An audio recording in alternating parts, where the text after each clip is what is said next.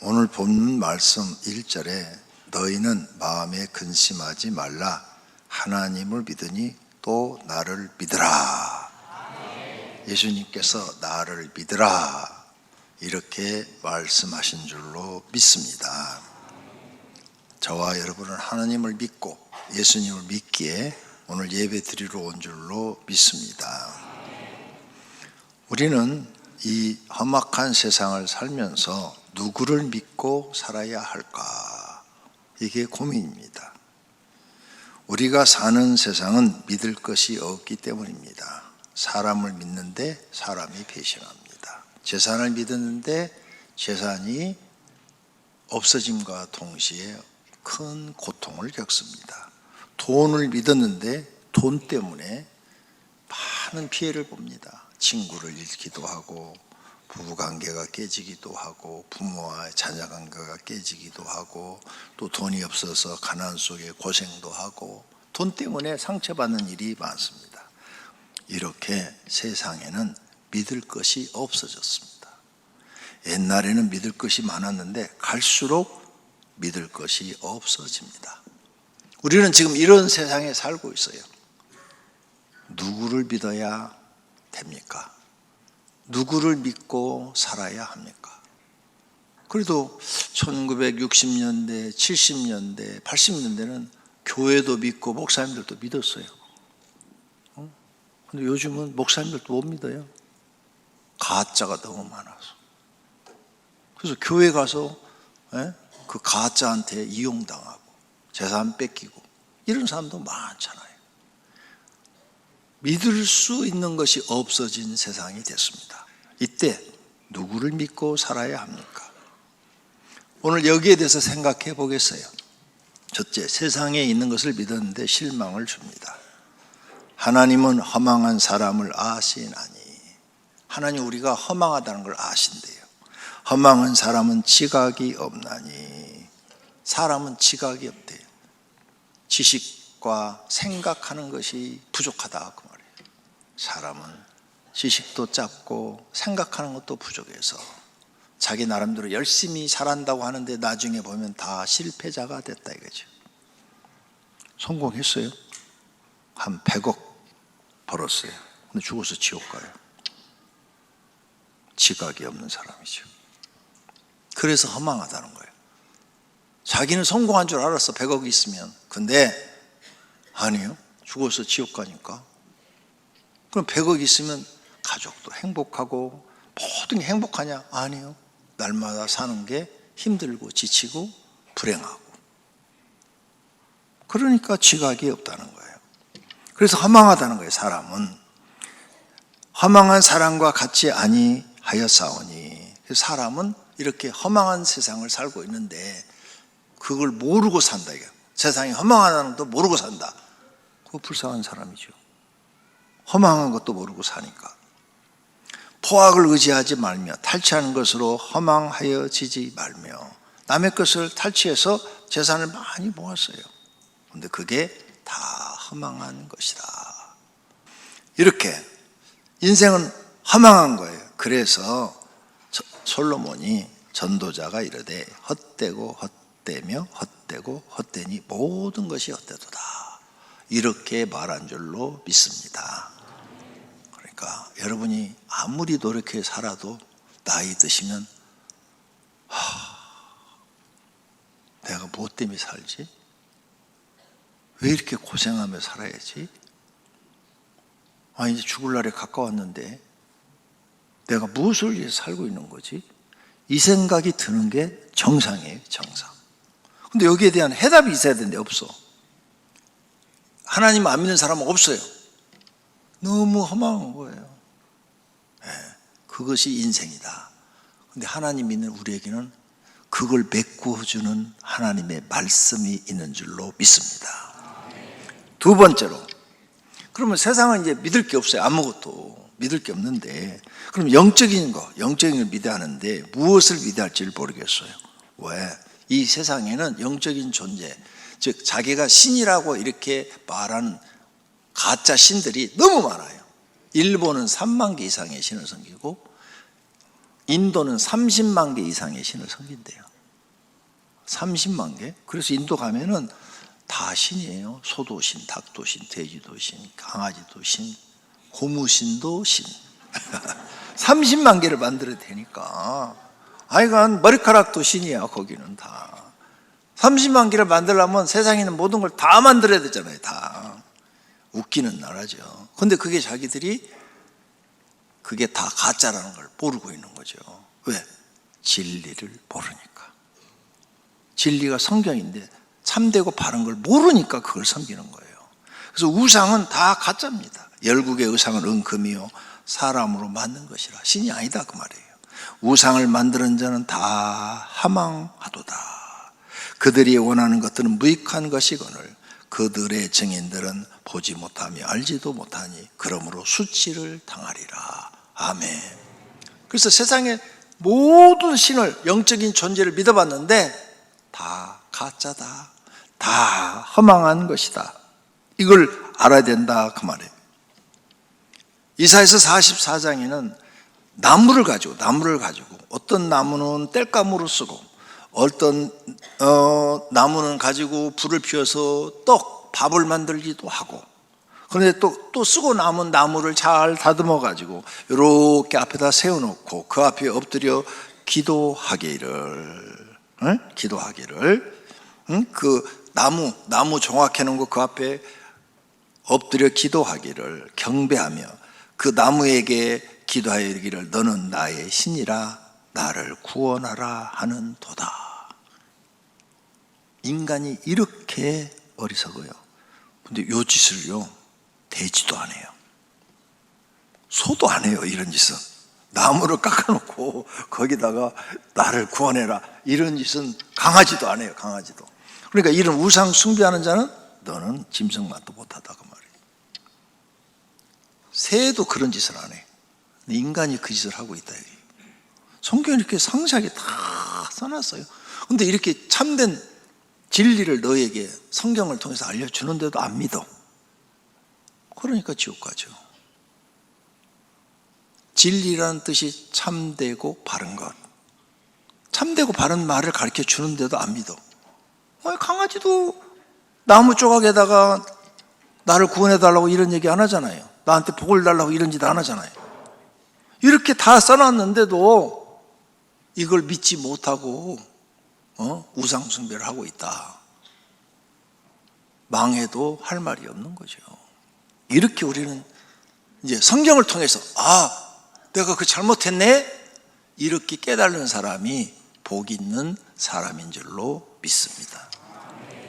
세 번째로, 그럼 뭘 믿어야? 영적인 존재, 예수 그리스도를 믿어야 삽니다. 예수님이 말합니다. 내가 길이요 진리요 생명이니 나로 말미암지 않고는 아버지께로 올 자가 없느니라. 아멘. 이 길이라는 거 잊어버리시면 안 돼요. 예수님이 가르쳐준 말씀대로 살아야 천국 가는 거예요. 그래서 천국 가는 길을 우리에게 가르쳐주는 거예요. 영생 얻는 길을 가르쳐주고 구원받는 길을 가르쳐주는 거예요.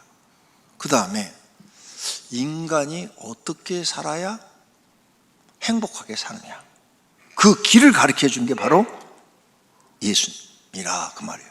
그래서 예수님 말씀대로 살면 너는 불행하게 살지 않고 행복하게 살 수 있다는 거예요. 그런데 교회 나왔어요. 교회를 20년, 30년 다닌 사람들도 어떻게 살아야 행복하는지를 몰라요. 왜? 설교 듣고 요 문 나가면서 잊어버리거든요. 몰라요. 아세요? 어떻게 살아야 사람이 사람답게 살고 행복합니까? 모르잖아요. 시험 보면 여기 한 70% 쓰면 빵점 맞을 것 같거든요. 한 30%만 좀 알 것 같은데. 왜? 듣고 잊어버리니까. 이게 문제인 거죠. 그래도 예수님도 이것도 비유로 다 말씀하셨어요. 길가에 떨어진 씨앗, 그것은 새가 와서 바로 씨앗을 먹어버려서 결실하지 못한다. 설명해 달라니까 예수님이 재단에 설명해 주세요. 그 새는 마귀다. 씨앗은 하나님 말씀이고 그 말씀이 마음에 떨어졌는데 그것을 뿌리를 내려서 열매를 맺지 못하도록 마귀가 와서 마음에서 싹 뺏어가는 것은 길가에 떨어진 씨앗이다. 그래서 여러분이 금방 잊어버려요. 예수 믿고 어떻게 해야 행복하게 살지? 예수님이 길이라는데, 인생을 행복하게 살게 하고 바르게 살게 하고 그게 길이라는데 모르잖아요. 근데 내가 이제 말을 해주면 맞아 그거야. 잊어버렸다. 이제 다시 생각나는 거죠. 세상에서 제일 행복할 때가 언제입니까? 사랑할 때예요. 사랑할 때. 그래서 젊은 사람들이 서로 사랑을 딱 시작하면 불이 막 파닥파닥 튀어가지고 못 모르고 결혼하는 거야. 딱 결혼한 다음에 이제 땅을 치고 후회하지. 사랑에 눈이 멀어가지고 결혼했다고. 근데 그때는 행복했어. 아이가 둘이 사랑할 때는 막 다른 거 다 필요 없어. 그냥 둘만 있으면 그냥 호떡을 먹어도 맛있고 라면을 먹어도 행복하고 그랬어요. 근데 결혼해서 1년 됐는데도 라면 먹어봐요. 안 산다고 그러지. 봐요. 인간이 가장 행복할 때가 사랑할 때. 그럼 맞는 말이에요. 그래서 하나님이 너희 행복하려면 하나님 사랑하고 이웃 사랑하라 한 거예요. 이게 예수님의 가르침이잖아요. 저 오른쪽에 예수님 말씀이잖아. 그래서 내가 사랑을 배워서 이제 하나님을 사랑하고, 그러면 영적으로 공급이 되죠.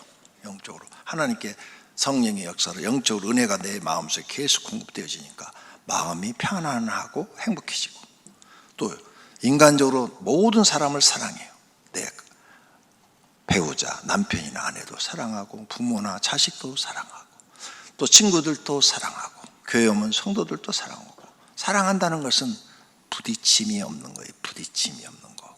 부딪히는 것은 사랑이 아니에요. 좀 섭섭해도 꾹 참아버리고 이해하고, 마음에 안 들어도 용서하고, 손해를 봤어도 이해하고 용서해버리고, 이렇게 다 해버리면 내 마음이 항상 편해요. 그리고 부딪힌 사람이 없어. 그러니까 얼마나 행복해요. 얼마나 행복해. 그래서 사람 만나면 다 행복해요. 집에 가도 가족하고 아무도 안 부딪혀. 그냥 서로 그냥 돕는 관계만 되는 거야. 그러면 집에 들어가면 다 행복한 거예요. 그냥 집이 말 그대로 스위트홈이 되는 거예요. 근데 가족끼리 부딪혀봐요. 부부간이 부딪혀보고, 부모와 자식간이 부딪혀봐요. 집에 들어가기 싫어요. 교회도 와서 성도들끼리 부딪혀봐요. 교회 가기 싫어요. 그 사람 볼까 봐. 그러니까 불행해지는 거예요. 그는 부딪히는 게 상대방 잘못도 있지만 내 잘못도 있는 거예요. 왜? 예수님 가르친 대로 살지 않는 거예요. 예수님이 뭐라고 그랬어요? 네가 남을 용서하면 나도 너를 용서하려니와 네가 남을 용서하지 않으면 나도 너를 용서하지 않겠노라. 주기도문 바로 뒤에다가 딱 자세히 설명을 해놨어요. 용서기도 하라고. 근데 그 말 안 들어요, 여러분이. 그래가지고 끝까지 미워하는 거야. 끝까지. 교회 안에서도. 그래서 이쪽에 앉은 사람하고 이쪽에 앉은 사람들은 반성을 많이 해야 돼요. 이쪽에 있는 사람 보기 싫어서 이쪽에 앉고, 이쪽에 있는 사람 보기 싫어서 이쪽에 앉을 수도 있다, 그 말이에요. 저도 이 말씀을 깨닫지 못할 때는 그랬어요. 옛날에 초창기에 젊었을 때 30대 초반에 목회할 때 너무너무 속을 새기는 사람이 있어요. 너무너무 속을 새겨. 그래서 그 사람이 딱 주일 안 왔으면 좋겠는데 와가지고 저기 딱 앉아있네. 그러면 이쪽을 못 쳐다보고 이쪽만 보고 설교를 하는 거야. 안 왔으면 좋겠는데 꼭 와요. 또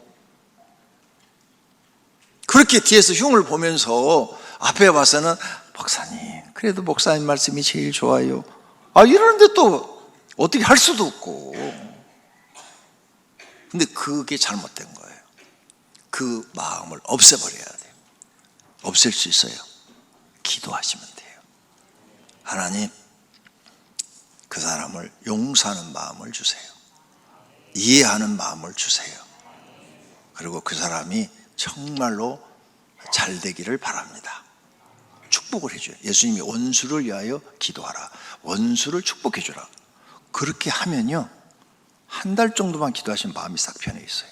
그 사람 봐도 미운 생각이 안 들고, 옛날처럼 아이고 반가워요. 밥도 사줄 수 있고 커피도 사줄 수 있어요. 왜? 마음이 내가 변했으니까. 그것이 행복이에요. 행복. 여러분 가족들한테도 그렇게 하셔야 돼요. 가족이 미우면 막 기도하셔야 돼요. 기도. 내가 다 해봤어요. 그런 걸, 이런 과정을. 예수님 말씀 듣고 그 말씀대로 했는데, 야, 내가 세상에서 평생에 세 사람 미워한 사람이 있어요. 세 사람. 나한테 아주 그냥 저주를 거르는 사람이 세 사람이 있거든요. 아주 그냥 밥 먹다 생각나면 체해버릴 정도로 미운 사람이 있는데, 이 말씀을 깨닫기 전에는 용서를 안 했어요. 내가 평생 안 보리라. 네가 어떻게 되는가 내가 평생 지켜버리라. 이렇게 악한 마음을 갖고 있었어요. 근데 말씀 깨닫고 나서 제가 강대상 앞에서 철야기도 하면서 용서 기도를 했어요. 하나님, 내가 누구를 용서합니다. 그 영혼을 불쌍히 보시고 구원해 주시기를 바랍니다. 제가 했어요. 실제로. 야, 매일 저녁 한 달을 기도하니까 그 마음이 사라지는 거죠. 그 악한 마음이. 그 악한 마음이 다 사라지니까 그 다음에는 그 사람 생각이 나도 체할 일이 없고 만나도 불편할 일이 없어요. 왜? 내가 변하니까 달라지는 거예요. 이게 예수님의 가르침입니다. 여러분한테도 문제가 있다 그 말입니다. 나를 바꾸면 돼요. 나를 바꾸면 모든 게 달라져요. 그래서 내가 요즘은 이렇게 설교할 때 여기도 쳐다보고 여기도 쳐다보고 자유롭게 설교하잖아요. 옛날에 진짜 그랬다니까. 사람은 솔직하고 정직해야 돼요. 그래서 예수님이 곧 길이요, 진리. 예수님의 말씀이 참되고 바른 말씀이다 그 말이에요. 생명. 생명은 살아있는 걸 생명이라고 그래요. 자, 여러분 살아있어요. 근데 예수 믿으면 이 살아있는 이 생명이 죽지 않고 그대로 하나님 나라 들어가요. 영생을 얻어서 생명을 얻은 거예요. 근데 예수님을 믿지 아니하면 여러분이 죽어요. 그러면 하나님 나라 못 들어가고 영벌 받는 곳으로 가요. 그것을 요한계시록에서는 둘째 사망이라고 그래요. 육신이 죽는 건 첫째 사망, 영혼이 지옥으로 떨어지는 것은 둘째 사망. 그러니까 생명을 얻지 못하고 영벌 받는 곳으로 와서 영원히 벌 받아야 되니까 생명이 아니라는 거예요. 내 말을 믿고 따라와라. 그러면 넌 생명을 얻는다. 영원히 사는 생명을 얻는다. 지금도 살아있는 그 상태로 그대로 영원히 산다. 할렐루야. 나를 믿어라. 예수님이 그렇게 말한 줄로 믿습니다. 그래서 아들을 믿는 자에게는 영생이 있고 아들에게 순종하지 아니하는 자는 영생을 보자. 예수님의 말씀을 듣지 않는 사람은 영생을 보지 못하고 하나님의 진노가 그 머리 위에 있다는 거예요. 그러니까 이렇게 예수님이 참된 말을 하는데도 안 믿어요? 그러니까 믿음이 없는 거고, 믿음이 없으니까 영벌 받는 곳으로 가는 것이죠. 네 번째, 예수 그리스도를 믿는다면 예수님의 말씀을 믿어야 합니다. 예수님의 말씀의 핵심은 천국이에요. 예수 믿고 뭐 소원 이루고 복 받는 거, 그것도 하는데 그건 부수적인 거예요. 부수적인 거. 예수님의 말씀은 핵심이 천국이다.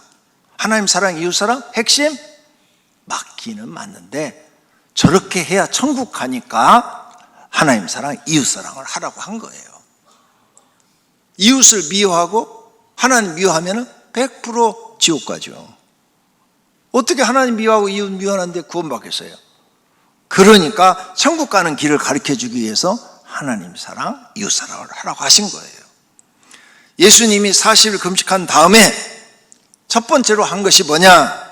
예수께서 비로소 전파 이르시되 회개하라 천국이 가까이 왔느니라. 천국을 전하셨다 그 말이에요.